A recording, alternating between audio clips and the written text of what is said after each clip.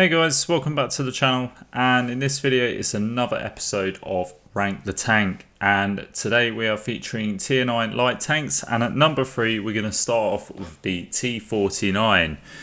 So the T49, to go over sort of the good points of the tank, and also I guess why I've ranked it at number 3. So it's got good mobility, and obviously you can see the equipment that I run in this tank. So we've got optics, caminet and vert stabs. And on the perks, I'll just list through it before I go over the good points. So I've got Born Leader, Rapid Reload, Sixth Sense, Steady Aim, Situational Awareness, Muffled Shot, Camouflage Expertise, Green Thumb and Run and Gun. So yeah, it's got good mobility. It is the slowest out of the 3 tanks that I'm going to be featuring today at 65 kilometers top speed and 24 kilometers, which isn't bad, but it's slower than the other 2, so you know it's not really sort of going for it. You have got 410 meter view range, which is really good. You got a choice of 90mm or the 152mm gun, so this can run the big fat dirt gun, which you know a lot of people do run for memes. You know, you do see it and it is fun. But I generally go for the 90mm, just because I just prefer sort of the better accuracy. And yeah, so that's what I'm running in this video. And the 90mm gun's got 240 alpha with 212mm of penetration on your APCR rounds with 240 on the heat. You got a 5.7 second reload time with 2.1 second aim time, 1 meter of accuracy during turret rotation and 10 degrees of gun depression, and you've got some good traverse speeds as well. The bad part of the T49, I probably have to say, is it's quite top heavy. You can see it's a bit of a tall tank, so it's a bit of a large profile, which means you are going to sort of get spotted a bit more. It has got the worst concealment out of all 3 of the light tanks that I've picked. You've got poor shell velocity, 0.38 accuracy and 20% fire chance. So yeah, I think it's a great light tank. It's just, you know, comparing it to the 2 that I've got coming up, you know, you could probably guess why it's ranked as number 3. And in all fairness, I would say it acts more like a medium than it does a light tank. It's sort of a light medium tank, I think, personally, just because of obviously its big bulky profile, but equally you've got that good view range to boot, you know, that you can use, and the good mobility as well that all light tanks have. So on the map then, we are on steps, and we do actually go on to have quite a good game. You can see at this moment in time we've already got 1300 assist with 736 damage. Now the team is kind of set up in a really weird, it's a really weird team setup, because we are pretty much dominating the 7, 8, 9 line, but that is it. We've pretty much given up the rest of the map. It's team destruction, so it's not too much of an issue at the moment. I guess it's just more sort of a defensive line, and can work, or could work effectively, if everybody manages to hit their shots and we catch the tanks out of the open. So you can see I'm sort of playing this medium role here, and I'm just sort of keeping an eye on this UDES that may give us a side shot. But we've also spotted up a tank on the train tracks, so obviously this is a familiar position for tanks to play in. It's actually a roofless, so I'd like to get some shots in, as you know, as many shots as possible into this roofless. Now I've got to wait for him to kind of give his hull, and that doesn't really seem to be happening. I probably should have just gone straight for the heat rounds there, and I possibly could have gone for his cupola, or you know, aimed at his turret cheats, and may have been the opportunity. But you know, RT's given him a good old slap for us, so that's not a bad thing. You see, we've just pulled back a little bit to try and get some shots in. We've loaded up the heat now. Unfortunately, the shot just derps there. We've just got to aim it a little bit better, and there you go, we slap one in, just sort of trickling his health down a little bit more. But that tank we do need to get rid of, because yeah, we don't want him sort of poking up and slapping us with a big old derp shell. He could actually potentially one-shot us if he hits and pens, so something to bear in mind. I'm also keeping an eye on what's going on the left-hand side in case I need to react to that. But at this moment in time, we're doing all right. We're just keeping settled, just keeping calm. The scores are even. Yeah, we are one tank down, but it's not the end of the world. It's not like the team is completely collapsing. And in actual fact, I think we've not done too bad considering we don't really have any map control. So yeah, I think it's just one of those weird setups where we've just kept in a straight line, in a defensive line, and we've held firm. So yeah, we seem to be doing all right. Now we put the Ruthless down to a one shot, and that's good. I'm hoping that we can potentially get another shot in and take out the Ruthless. We try leading the shot, but it just doesn't connect. And it doesn't look like I'm going to be able to get that opportunity to take out that Ruthless, which is a bit of a shame. I am just keeping an eye just in case we do get a shot off there, but unfortunately it just bounces the corner of his turret, hits the thickest part. I'm getting targeted. I just wanted to again chance a shot. I really want to take out his Ruthless just because it's a big gun out of the game. I've got the slimmest of shots, but it just doesn't seem to be connecting at all. Again, a bounce there. I should probably just give up at this point. I think I am. I've gone back to the APCR and I'm going to make my way over to the left. I just thought, well, I'm just going to ignore the Ruthless. I think there's big fish to fry here. Perhaps maybe I can get the side. If I just sort of position myself, yeah, it's just not really going to happen. And perhaps I'm just wasting my time. But keeping an eye on that UDES as well. I'm still being spotted and targeted when I poke up, so I'm just going to lose my spot. Yeah, it's important to just sort of keep my hit points as much as possible because I am going to need them. Now, I do see the UDES there is a one shot, so I think I'm just sort of taking note of that. And again, just playing passive, just not rushing in, not YOLOing, just being completely patient and assessing the options. Our Jaegeru seems to be going on his own travels.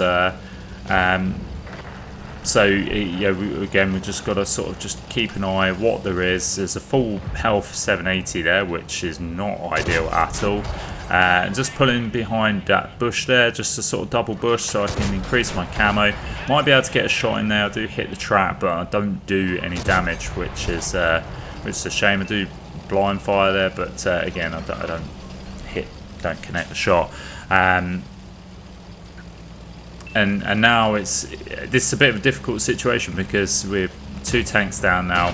I feel like we are starting to lose map control quite a bit here. Luckily the T-92 takes out that one-shot UDES, and again I want to sort of focus back on this Ruthless because we just can't really afford this Ruthless to come round and one-shot any of our tanks. You know, we've got artillery back here that's probably full hit points. Yeah, Ruthless is probably going to look at him and think that's the obvious target.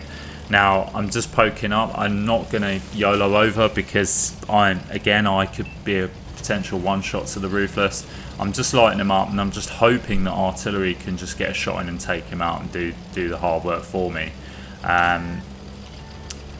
But it doesn't really seem to be happening. But it looks like the Ruthless is going to try and be brave. So with that in mind, I'm again just going to sort of pull back and be patient. This is a little bit of cat and mouse at the moment, but that's kind of how you need to be. In this situation with your light tank, you do need to be patient because this is where you are going to come in clutch here if you stay alive and do the right thing. Now the Ruthless decided he's had enough. He's pulled out. He's just fired a shot. Again, take my time, and I slap the heat shell into the lower plate. It's going to penetrate, no problem. And there we go, we've got rid of him. Unfortunately, artillery takes out one of our friendly medium tank, which now puts us in a 4v3. I can see the E5 over here and the 780. There's myself and this full health heavy tank, which is handy. So I think I'm going to try and help the heavy tank out as much as possible. Artillery has just managed to get a shot into something and set them on fire. So it looks like we're having some lucky RNG here, which is good. That's always handy to have. I imagine he's probably fired at the 780. I think if anything's going to burn or be the most likely to burn out of the E5 and the 780, it's definitely the 780 because that thing is a walking barbecue. Again, just playing patient. They've got an enemy TD. I'm not entirely sure what that is, so that's something else to consider and be careful of. We do see the 780, who is potential one shot to us, I think, and I think this is a point where I'm sort of chancing my arm at maybe getting around the back of him. Artillery's firing a shot, but unfortunately misses there. But if we can just get round the back of him, might be able to get a shot in, either take him out or definitely put him onto a one shot for us. So again, just a bit of cat and mouse. There we go. Gonna try and line up the shot. Just wait for him to give us his side, but artillery takes him out and saves us doing it, which is fine by me. I'm happy. I'd rather hold off the shot if artillery's got him, because then it says there's a possibility I could have been detected there, and I'd rather just stay undetected so that the enemy doesn't know where I am, and I can be that more, just be the eyes for the team, basically give us some information. We do see the E5 pop up there, who I think is trying to get a shot into our friendly heavy tank. Now I could be in a position here to get cross shots if I just sort of position myself correctly, but the E5's just gone unspotted, so I'm going to push in, try and see if I can light him up again, which I can, but he's just not giving us too good an opportunity to be able to penetrate the shot, so I'm not going to risk it. I think I'm going to just pull back and try and actually get a bit of height here and see the rear of his turret now, so that's fine. I can get these shots in.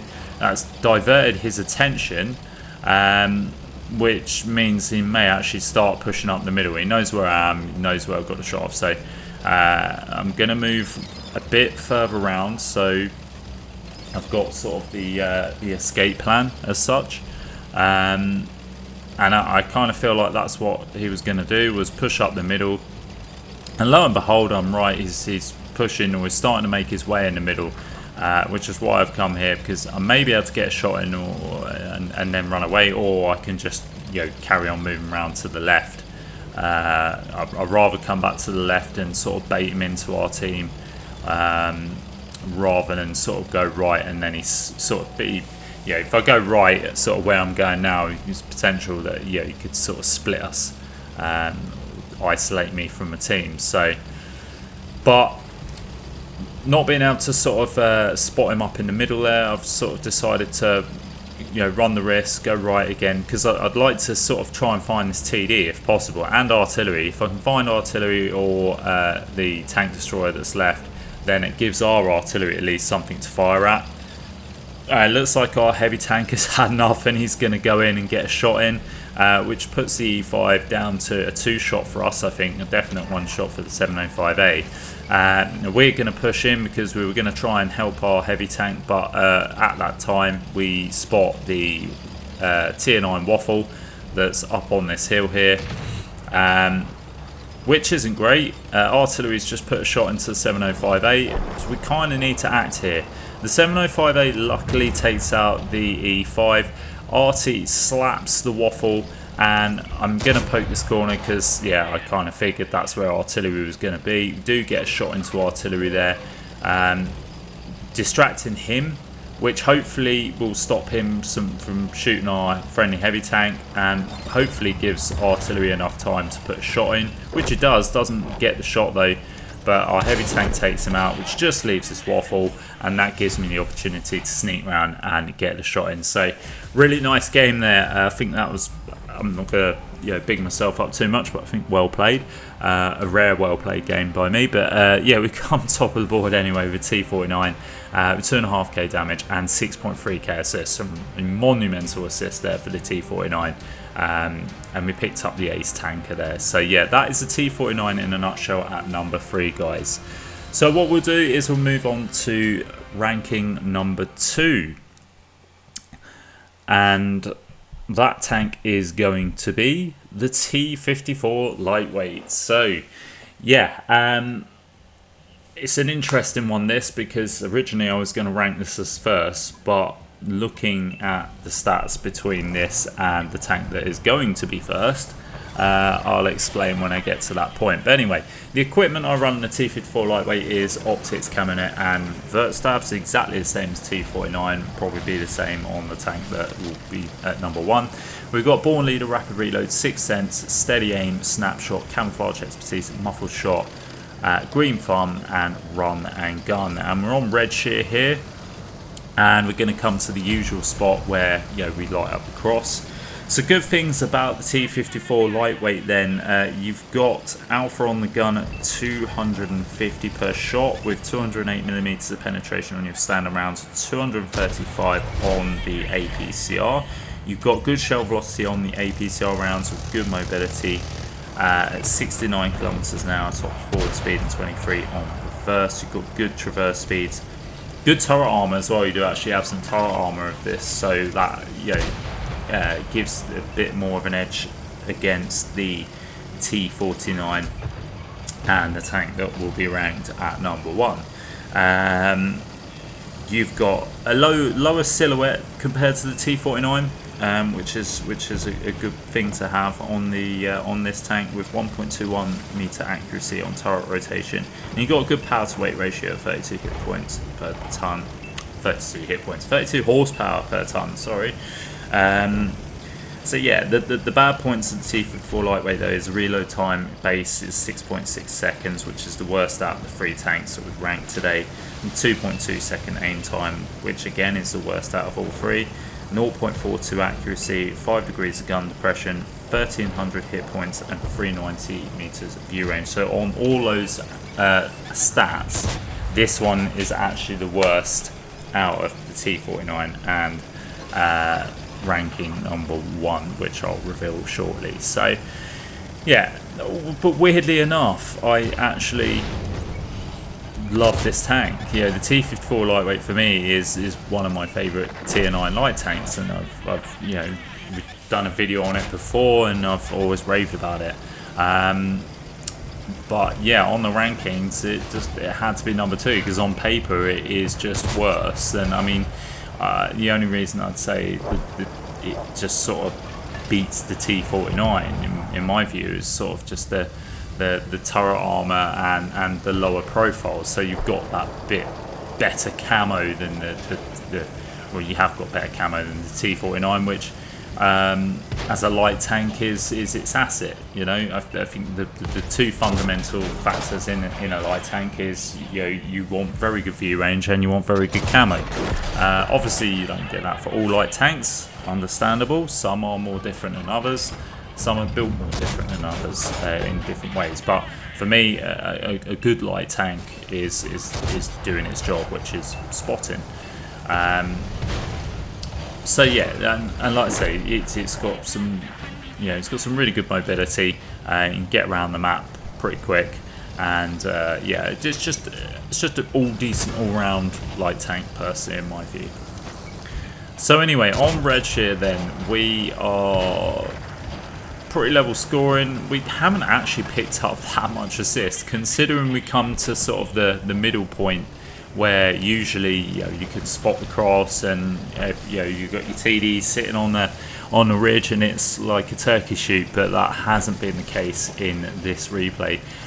So it kind of seems to me like we're just going to have to try and focus on damage more than assists, because we're not going to get any more assists now, or we might pick up a bit, which we have with artillery helping us out there, but in the mid game, I think the assist is going to be a bit slim. So we've got to focus on damage now, and we do have those opportunities. We've just got a shot on this super conk here, which is giving us the rear of his turret. We've put a shot in, put him down to a one shot. Might actually be able to take out the super conk here, but unfortunately we just hit his track, and it looks like it's going to get taken out, and it does get taken out there, and we pick up a tiny bit of assist. Now I'm being careful of the 9-0 line because that looks like it's collapsed.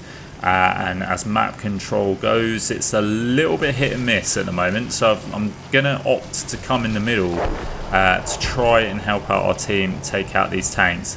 Now they've just taken out the Object 2685, which is a good kill there, but now we need to get rid of the Emil, and there we go. Right on cue, artillery just helps us out when we need it. We didn't even need to come over. They had it all covered. I had all the faith in them. We do get a shot on artillery there, but unfortunately we do just get hit by that tank destroyer, that's French tank destroyer that's sitting on the hill there, but we do get a shot back in, but that does mean we are just about half health there. So yeah, we're going to have to be careful with that. But now we're sort of coming on to the end game, and again, sort of with all light tanks, this is where you start coming into your own. This is where you become crucial to the team, because you're going to start lighting stuff up, and you see we're sort of just focusing on this tank that's coming in on the cross. Try getting a shot into that chalk there, but unfortunately we bounce. But he does get hit by our friendly, I think it's a friendly grill that's with us. Which is fortunate. We pick up some good assists there. I'm just keeping an eye on that French tank destroyer, but equally I would like to get in a position where I can get some shots on this Cholg, and I think the Cholg is actually rushing the artillery and tank destroyer positions, so I'm going to take this opportunity if I can to get some shots in while he's got his rear to us, because yeah, you can see he's just focused on the artillery and the tank destroyer in the corner there. So I need to put in the damage as much as possible, so that if he does manage to get over there, he's at least a one shot and they'll be able to take him out. And I do manage to put him down to a one shot, and then the artillery manages to shotgun him and take him out. And we brought this game to a 6v3 now. There's 2 tank destroyers left and 1 artillery. One of the tank destroyers we know is that French tank destroyer that's just taken out our friendly Death Star. So I wouldn't mind getting in, trying to get in a position where I get some shots into him. I think the other tank destroyer has just been spotted up there, who's full health. So rushing over there as quickly as possible. We've got a friendly light tank with us as well. And yeah, we just need to try and see if we can get some shots in. The only problem we have is our support is still lagging and sort of sitting back in, the C row. They need to sort of move up pretty quick, to be honest. I'm sort of asking them for help. One of them's T95, so yeah, he's going to take a little while. But hopefully if they just sort of move up into a position where they're able to get these tanks in render range, and we'll do the rest. We'll spot these guys up. Now there's the derpiness of the T-54 lightweight there, and unfortunately I think we've just spooked the AMX by firing that shot. We should have just sat, took our time, and not rushed the shot. We possibly could have penned the top bar on the AMX there. But now I think our TDs are in a position where we can spot up. Our artillery has been taken out, it's been counter-arted by their artillery. And now I'm going to rush in here and get a shot into the tank destroyer. I'd love to get another shot in, and we do, and I think a high roll there as well, so that's pretty decent. I'll take that. We pick up our first kill of the game. There's only one tank destroyer left and 1 artillery, which just got targeted there. But then we notice it's the enemy S-bomb, which is right over the other side of the map, who has just taken out one of our friendly tank destroyers and is now full speed ahead, YOLOing across the map, more than likely wanting to try and get over to put a shot into me. Our friendly EBR has taken out the artillery, So now all that's left is the S-bar. Now I could have took a shot there, but again, I didn't want to run the risk of getting spotted. Take a snapshot there without aiming. Luckily I don't get lit for it, but between me and the EBR, we have kind of got this tank pegged. But then he just gets into cover. He's down to one shot, and there we go. We take him out for our second kill of the game and bringing an end to the replays. So there we go. That's the T-54 lightweight ranking at number 2, and you can see we come top of the board with 5.2k damage there, picking up 2.8k assists. So had a bit more of a high damage output game. We get the ace tanker there, and yeah, an all sort of decent game on that with the T-54 lightweight. So what we'll do then is we will finish off with the final replay and the tank ranked at number 1, which is the RU251, which is the German Tier 9 tech tree light tank. And yeah, this is at number 1. Now, again, before we sort of get in the good stuff, you'll be able to see the equipment and perks that I run, which is pretty much the same. I think it's identical to what I was running on the T49. So I won't go through them. I'll just cut to the chase and start reeling off the good points of the RU251 and discuss why I put it at number 1 ranked out of the, these 3 tanks. So it's got the best mobility out of all 3 with 70 kilometers an hour and 24 kilometers, just 1 kilometer an hour quicker than the T-54 lightweight. It's got good view range, 410 meters. You've got 1400 hit points, which is good. You got the 90mm Rumtal gun, which has 240 alpha with actually has 320 alpha on its HE rounds.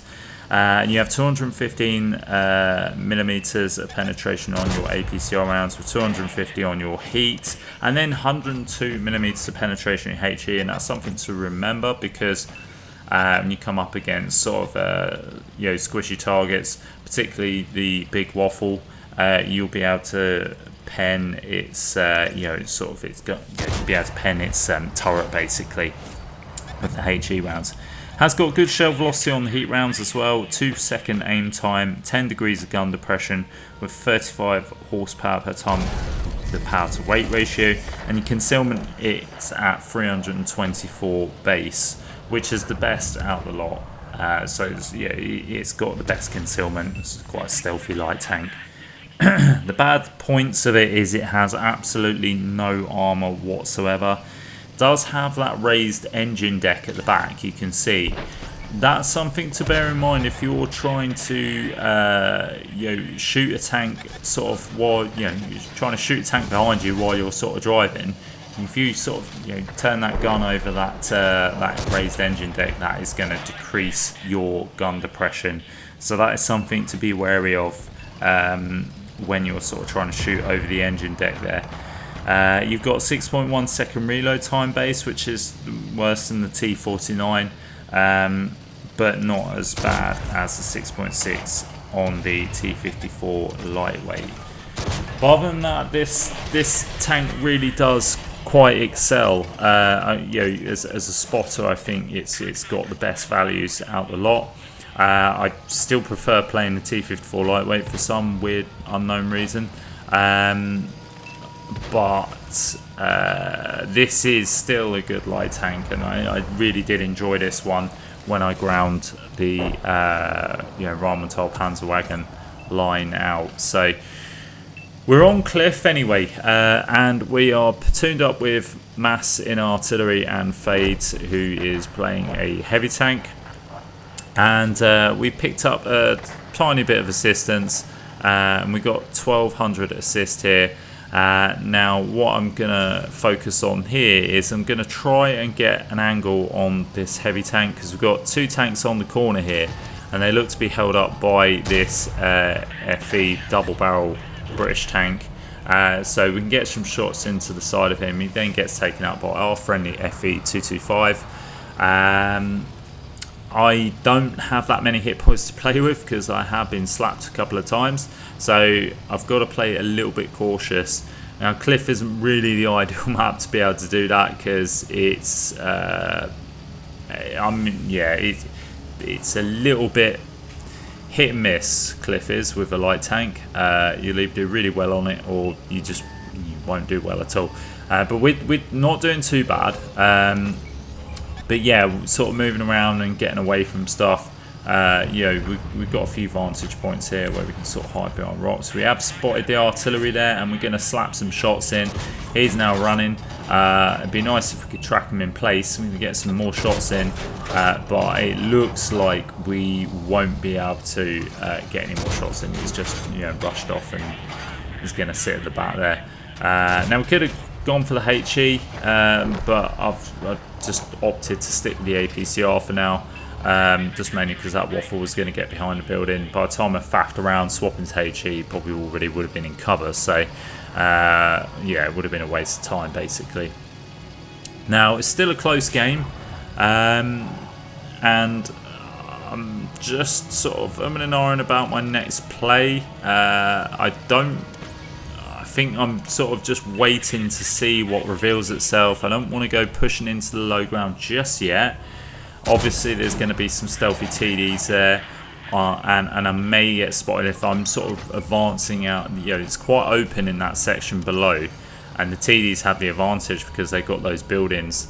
They can stay sort of well protected behind, and the bushes as well, they can sort of stay in behind there. So yeah, by the time I spot them, I'm already on top of them and probably going to get spotted myself. In fact, I'm more than likely for definite get spotted, particularly if I fire as well. With 564 hit points, probably not going to end that well. So playing quite passive at this moment, and just the reason being, I'm kind of letting the friendly team do a bit more of the spotting work. But again, just because yeah, the hit points just don't allow me to be able to make those brazen plays that I would like to. Unfortunately, FaZe gets taken out there, and we're in a 7v4. I'm pulling back because there's that, you know, that TD that was proxy spotting me. I was going to try and help our friendly grill, but the grill seems to have managed absolutely fine. And now we've brought it down to a 7v3. So realistically, what I need to do now is just make sure that I light up all these tanks. So I'll come round to the middle donut. I know that there was a TD here. Artillery gets taken out by our friendly AAT, which just leaves these two tank destroyers left, and then yeah, Mass just goes in and completely obliterates the big waffle, so we don't have to worry about that guy. But we finish that game off anyway. Mass has an absolutely fantastic game in the artillery because that's what Mass does. But we pick up 3.3k damage with 3.1k assist, picking up the first class, and yeah, just basically showing the good points of the RU251. So a bit of a weird one because I know sort of, you know, had the better games in the T49 and the T54 lightweight, but on paper, yeah, the RU251 just rocks it. So that is my Rank the Tank episode for this month. So I hope you enjoyed it, guys. If you did, please like and subscribe, and feel free to comment as well. Let me know how you rank these tanks. Did you rank them any differently? Feel free to go ahead and let me know. But as always, guys, I will catch you next time. Uh-oh.